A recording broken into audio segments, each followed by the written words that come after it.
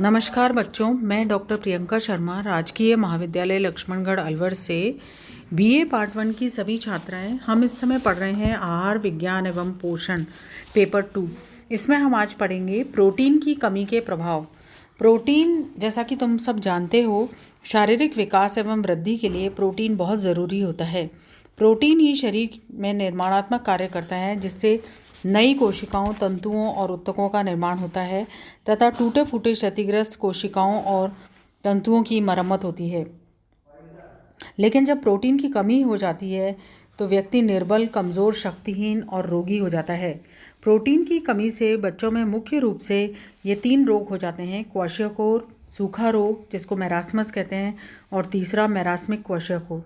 क्वाशियोकोर 1 से 4 साल तक के बच्चों में होता है। यह रोग प्रोटीन की कमी के कारण होता है। इस रोग में ऊर्जा की कमी नहीं रहती है। यह रोग उन्हीं बच्चों में होता है जिनके भोजन में कार्बोज तो पर्याप्त मात्रा में रहता है, लेकिन प्रोटीन पर्याप्त मात्रा में नहीं रहता है। अफ्रीका में यह रोग उन बच्चों में अधिक पाया जाता है जिनकी माएँ जो है दूध के स्थान पर चावल से बने हुए व्यंजन उनको खिलाती हैं। क्वाशियोकोर से पीड़ित बच्चों के अंदर जो लक्षण दिखाई देते हैं, सबसे पहला लक्षण होता है उनकी वृद्धि रुक जाती है, लंबाई, वज़न बढ़ना बंद हो जाता है, उनके शरीर में सूजन आ जाती है, जिसके कारण वो ऊपर से तो काफ़ी तंदुरुस्त दिखते हैं, लेकिन अंदर से उनके शरीर में सूजन होती है और पानी भरा रहता है सभी कोशिकाओं और ऊतकों में। मांसपेशियों का क्षय होने लगता है, जिसके कारण हाथ पैर काफ़ी पतले हो जाते हैं। मानसिक रूप से वो काफ़ी बच्चे चिड़चिड़े रहते हैं, बात बात पे रोते हैं, सुस्त रहते हैं, आलसी हो जाते हैं, थके थके रहते हैं। प्रोटीन की कमी के कारण हीमोग्लोबिन का निर्माण नहीं हो पाता है, जिसके कारण रक्त अल्पता भी हो जाती है, जिसको एनीमिया रोग कहते हैं। यकृत में वसा का जमाव हो जाता है, जिसके कारण उसके आकार में वृद्धि हो जाती है और यकृत छूने पर कठोर महसूस होता है। त्वचा सूखी, कांतिहीन हो जाती है, त्वचा के रंग में परिवर्तन हो जाता है, बाल सूखे और कड़क हो जाते हैं, उनके रंगों में भी परिवर्तन हो जाता है। भूख में कमी एवं अतिसार। प्रोटीन की कमी से पाचन संबंधी जो हैं अनेक गड़बड़ियाँ उत्पन्न हो जाती हैं। श्लैष्मिक झिल्ली भी प्रभावित होती है। जो हमारी आंतें हैं और यहाँ पे जो भी जितनी भी श्लैष्मिक झिल्लियाँ हैं वो धीरे धीरे फटने कटने लग जाती हैं और शरीर के तंतुओं में पानी भर जाने के कारण सूजन आ जाती है, जिसके कारण से मुंह चंद्रमा के समान गोल दिखाई देता है। नाड़ी संस्थान भी प्रभावित होते हैं। इसके अलावा विटामिन्स की भी जो है कमी होने लग जाती है। दूसरा रोग होता है मैरास्मस, जिसको सूखा रोग भी कहते हैं, जो कि प्रोटीन और ऊर्जा दोनों की कमी के कारण होता है।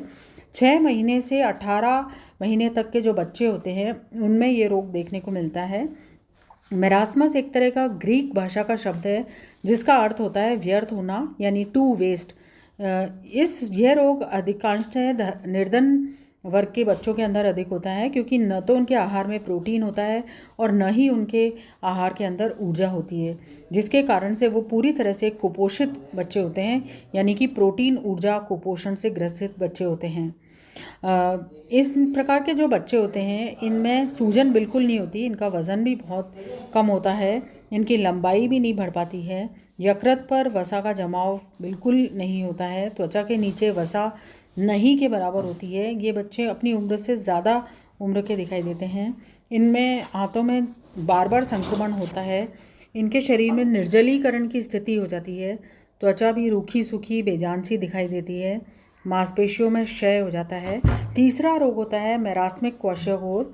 अविकसित एवं विकासशील देशों में जहाँ प्रोटीन, ऊर्जा, कुपोषण अधिक है, वहाँ के बालकों में मैरास्मिक क्वाशियोकोर दोनों के ही लक्षण दिखाई देते हैं। बालक एक प्रकार के प्रोटीन, ऊर्जा, कुपोषण की स्थिति में दूसरी स्थिति में स्थानांतरित हो जाते हैं। समुचित उपचार, पौष्टिक आहार से क्वाशियोकोर से पीड़ित बालकों का स्वास्थ्य जल्दी ही सुधर जाता है, परंतु मैरास्मस से पीड़ित बालकों के स्वास्थ्य में सुधार थोड़ा धीरे धीरे ही हो पाता है। इस तरह से जो भारत जैसे जो देश हैं जहाँ के बच्चे कुपोषित रहते हैं, उनके लिए सरकार ने भी अनेक योजनाएं बना रखी हैं जिनका वो लोग लाभ ले सकते हैं और अपने बालकों को कुपोषित होने से बचा सकते हैं। इसी तरह से जो वयस्क लोग होते हैं उनके शरीर में भी जब प्रोटीन की कमी हो जाती है तो रक्तहीनता, क्योंकि हीमोग्लोबिन के निर्माण के लिए प्रोटीन जैसा कि आप बच्चों जानते हो कि हीमोग्लोबिन हीम प्लस ग्लोबिन से मिलकर बना होता है। ग्लोबिन एक प्रकार का प्रोटीन है, तो यदि प्रोटीन की कमी हो जाएगी तो हीमोग्लोबिन नहीं बन पाएगा।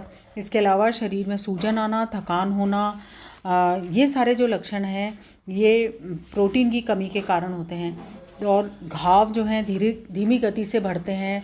यदि कोई हमारे चोट लग जाती है, ऑपरेशन होता है या कोई टूट फूट हो जाती है, तो वो सब धीरे धीरे गति से हो पाता है, क्योंकि अपन अपने भोजन में यदि प्रोटीन कम लेते हैं। तो इस तरह से हमें अपने भोजन में हर आयु की अवस्था के अंदर पर्याप्त मात्रा में प्रोटीन लेना चाहिए, विशेष रूप से वृद्धि की अवस्थाओं में, जिससे कि कुपोषण जो है हमारे शरीर में नहीं आ सके। तो ये थे प्रोटीन की कमी के प्रभाव।